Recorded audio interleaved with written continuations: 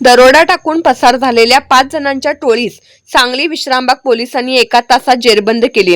याबाबत मिरज येथील परमार गल्लीत राहणाऱ्या सिद्धांत अशोक भुते वय 19 यांनी याबाबत पोलीस ठाण्यात फिर्याद नोंदवली होती।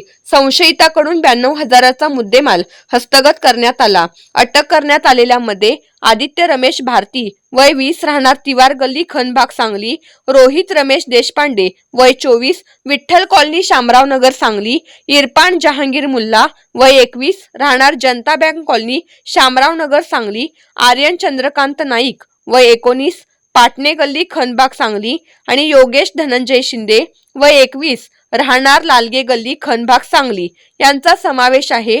यांच्यासह एका अल्पवयीन विद्यार्थ्याला ताब्यात घेण्यात आले आहे। सर्व संशयित सांगली माधवनगर रस्त्यावरील मीरा हाऊसिंग सोसायटी येथील पडक्या अपार्टमेंटच्या खाली बसले असल्याची माहिती पोलिसांना मिळाली। त्यांनी तातडीने घटनास्थळी धाव घेऊन संशयितांना पलायन करण्याची संधी न देता त्यांना ताब्यात घेतले। त्यांच्याकडून 92,000चा मुद्देमाल हस्तगत करण्यात आला।